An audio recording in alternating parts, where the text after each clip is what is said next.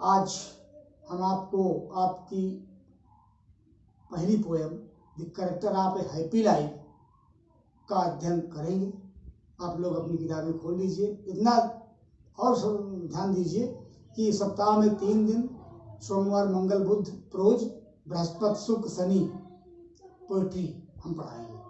तो इसी क्रम में आज बृहस्पतिवार है। आइए पहली वाली पोएट्री आपकी जो है उसको हम शुरू करने जा रहे हैं। पोएट्री का शीर्षक है character of A happy life और सर हेनरी वाटन द्वारा लिखी गई एक कविता है।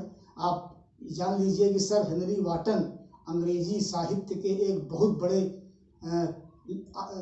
समालोचक और कवि हुए हैं और उनकी ख्याति जो उनको प्राप्त हुई है उस ख्याति को प्राप्त करने में इस कविता का अर्थात character of A happy life का बहुत बड़ा योगदान रहा है। तो ये कविता अपने आप में दर्शन से भरी हुई कविता है।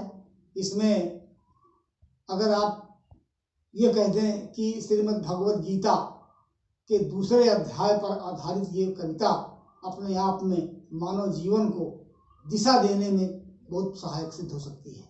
आप देखिए ये जीवनोपयोगी कविताएं हैं। हर कविता के एक एक लाइन में अब एक एक जीवन का मंत्र भरा हुआ है।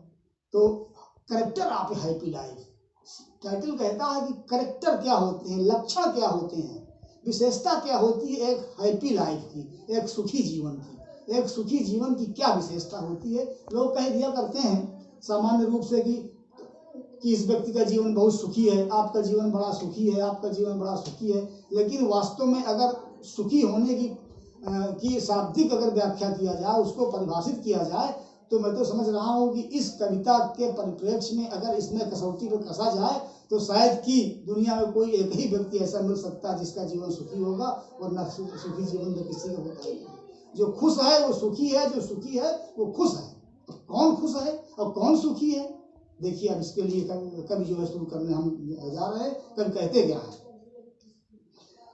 How happy is he born और टॉट। हाउ हैप्पी कितना सुखी है वो, कितना खुश होगा वो व्यक्ति जो बॉर्न और टॉट, बॉर्न मीन्स जन्म से और टॉट अथवा शिक्षा के द्वारा, वो व्यक्ति जन्म से अथवा शिक्षा के द्वारा कितना सुखी व्यक्ति होगा। दैट जो सर्व्स नॉट, सर्व माने सेवा, नॉट माने नहीं करता है, अनदर्स विल दूसरे व्यक्ति की इच्छा का जो सेवा नहीं करता है। इसको थोड़ा और इसका सरलीकरण कर लीजिए। दूसरे व्यक्ति की इच्छा का सेवा करने का मतलब होता है जो व्यक्ति दूसरे की इच्छाओं का गुलाम नहीं होता है। अर्थात क्योंकि तुलसी ने रामचरितमानस में भी लिख दिया है कि अगर कोई पराधीन हो गया, पराधीन सपने सुख नहीं, कहाँ सुख मिला। अगर आप दूसरे की इच्छाओं के दबाव में आकर के कार्य करते हैं तो आप कभी सुखी हो ही नहीं सकते हैं। तो ऐसा व्यक्ति जो होता है जो जन्म से अथवा शिक्षा के द्वारा, या तो उसको संस्कारित किया गया जन्म के द्वारा, उसके अंदर एक क्वालिटी है, या शिक्षा के द्वारा उसको शिक्षित किया गया, ऐसा व्यक्ति जो है वो किसी दूसरे व्यक्ति की इच्छाओं का गुलाम नहीं होता है। हुज आर्मर डिजीज ऑनेस्ट था, जिसका कवच, हुज आर्मर जिसका कवच होता है, क्या होता है वो कवच भी पहने रहता है। एक सुखी व्यक्ति के शरीर में कवच भी होता है, लेकिन ऐसा कवच है जो इनविजिबल होता है, जो दिखाई नहीं पड़ता है। कवच तो आप जानते हैं, कवच उसे कहते हैं जो युद्ध के मैदान में वीर लोग अपने शरीर पर पहन करके जाया करते थे ताकि अस्त्र शस्त्र जो बाहरी जो उनके प्रहार हुआ करता था उससे वो रक्षा किया करता था। वैसे भी आप देख लीजिए महाभारत में सूर्यदेव अपने पुत्र कर्ण को कवच और कुंडल लेकर गए थे पहनाने के लिए, कि देने के लिए कि आप पहनिए, उसको युद्ध में आपकी रक्षा करेगा, वो कवच होता है। तो ऐसा व्यक्ति जो होता है, कैसा व्यक्ति, एक सुखी व्यक्ति, एक खुश व्यक्ति जो होता है, वो ऑनेस्ट थॉट उसके पास होते हैं, ईमानदार विचार उसके पास होते हैं। अर्थात वो व्यक्ति ईमानदार भूत होता है, उसके हर विचार में ईमानदारी भरी होती है और वही ईमानदारी उस व्यक्ति को हर प्रकार से उसकी रक्षा करती है, कवच की तरह।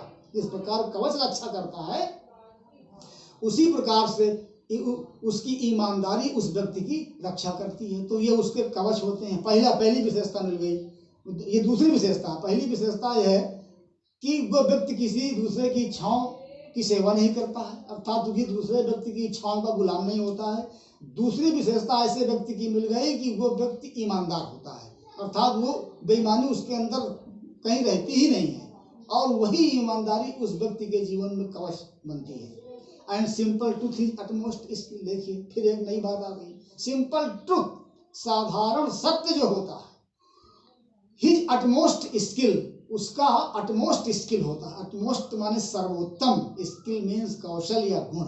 उस व्यक्ति के अंदर सबसे बड़ा गुण क्या होता है? सिंपल ट्रूथ, साधारण सत्य ही उस व्यक्ति का सबसे बड़ा गुण होता है। अब दूसरे शब्दों में आप इसका और सरलीकरण अगर कर लें तो उस व्यक्ति के अंदर सबसे बड़ा गुण क्या होता है कि वो व्यक्ति सत्यवादी होता है।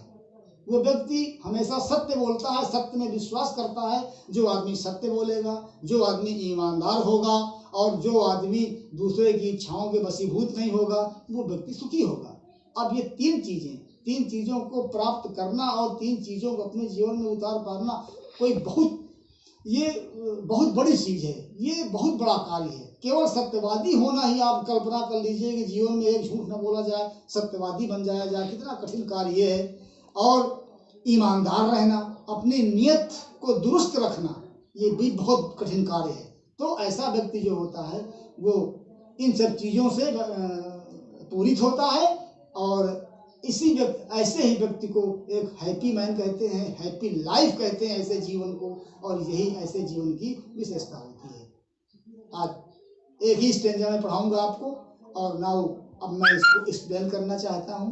आप सुनिए इसको विधिवत, और इसके बाद फिर इसको आपको एक्सप्लेन भी करना पड़ेगा।